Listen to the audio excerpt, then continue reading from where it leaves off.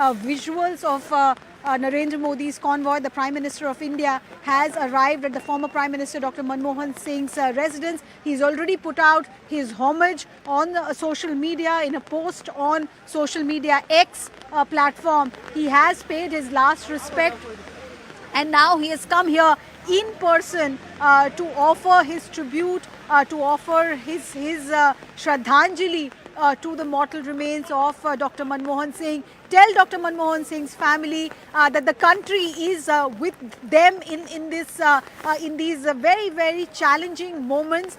The Union government has already decided to give Dr. Manmohan Singh a state funeral, and that state funeral's detail you'll also get to hear any moment now. The cabinet is expected to meet at 11 a.m. So when the Prime Minister leaves from here, from Dr. Manmohan Singh's residence, in just a short while from now, I'm still showing you the visuals behind me. This is the entrance gate of Dr. Manmohan Singh's residence, and the Prime Minister's convoy vehicles are waiting outside. His personal vehicle has already gone in.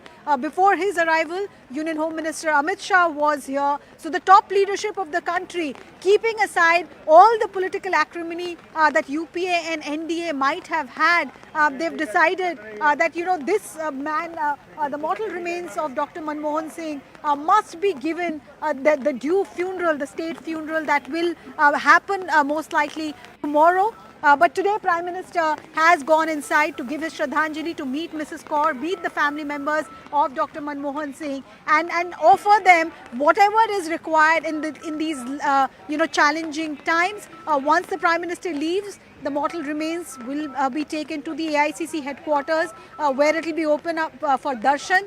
The Congress members, the general public, if they want to pay their respect, they will have the entire day today to come and do so. And then tomorrow will be the state funeral, where a proper carriage will take the mortal remains most likely to Rajghat. It will get the salute of the three services. The tri-services will offer their salute, and finally Dr. Manmohan Singh's mortal remains will be cremated at Rajghat. But before that, once again, to show you those pictures from the residence of former Prime Minister Dr. Manmohan Singh, those vehicles waiting outside his residence are part of the Prime Minister's convoy. The car carrying him has just gone inside, and we're just counting down to getting those visuals from inside as he pays his last respect. In fact, we are now putting out those visuals from inside the residence of Dr. Manmohan Singh. We have the Prime Minister along with the Union Home Minister and Mr. JP Nadda now paying their last respects to the former Prime Minister. All of them together in attendance, meeting with the family members of Dr. Manmohan Singh. Very somber moment there with, and like you rightly mentioned, all the acrimony between the UPA and NDA has been set aside. Today is a day when all of them are getting together to pay their respects to one of the country's longest serving prime ministers.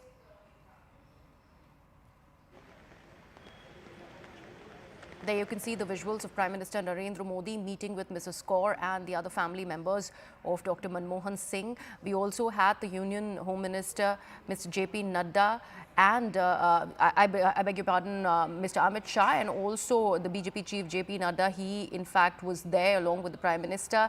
And there you can see the visuals of Amit Shah along with Prime Minister Narendra Modi meeting with the family members of Dr. Manmohan Singh and paying their homage to him. Remember, one of the longest serving prime ministers of the country that the nation has seen. He was 92. He passed away at AIIMS last night, and he served the country between 2004 to 2014, right before Prime Minister Narendra Modi in fact became the country's Prime Minister. Arunima and my colleague Pallavi continue to be with us on the broadcast. In fact, before we go to my colleagues, let me take this across to Mr. Praful Patel, who is joining us on the broadcast this morning. Mr. Patel, thank you so much. A sad day today, and we have the Prime Minister now bidding adieu to one of his colleagues, and he took over the mantle from him, from Dr. Manmohan Singh. It is really a sad day, and Dr. Manmohan Singh's legacy will be remembered for generations to come.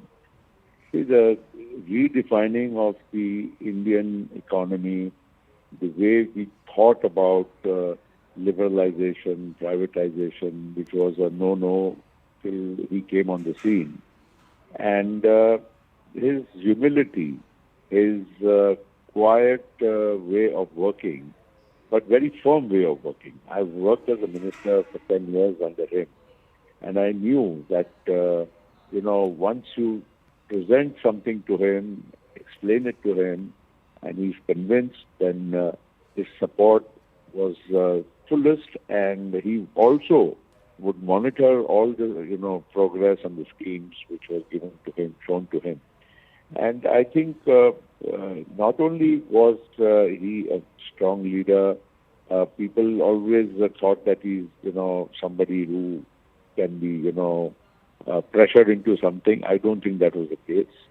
One of the key examples would be the Indo-US nuclear deal. You remember 64 MPs of the left parties were supporting the government from outside.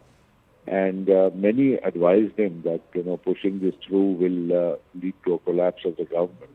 But he was convinced that this was a redefining moment for India-US relations, also for India's progress into the new economy. And I think he stood by his conviction, and now all that is history. It's been, a very big success. I think he will be definitely remembered for generations to come, and India should be really grateful that the right man came at the right moment in the history of India.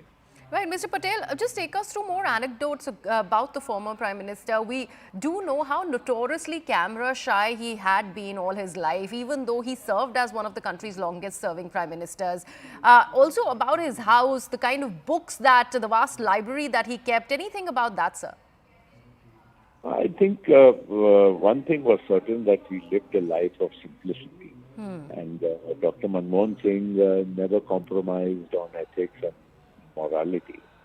But having said that, obviously he was a person who was very humane, and of course, because of his economic background, he really had a lot of books in his library. I had the good fortune of visiting his private quarters on a couple of occasions, and you could see, the person in all his simplicity. You see a prime minister in public, and you see him living a very simple, normal, middle-class life in his own private quarters. And besides that, I think, he had a very emotional, feeling that I must do something for my country to be able to transform this country. And I think he had a lot of conviction. It's great to see in a democracy as big as India, a person with otherwise a very little political background, reaching the highest office and being there for 10 years. Right. So this also shows the strength of our country, our endeavor to be, one nation in spite of all the diversity. I think it is purely on the strength of our constitution to be able to make Dr. Manmohan Singh, people like him, the Prime Minister, and to, make it an all-inclusive nation. See, he was, with no political background. And, Absolutely. but I must say, in private, he had a good sense of humor. He never, outside he would look very calm and very, non-emotional. But if you see his lighter side, you could joke with him and he would laugh, and, he would also tell you some anecdotes of his past. And so these are the human side of him was also very, very, something touching the other person, that, somebody as big as him, as a prime Absolutely. minister.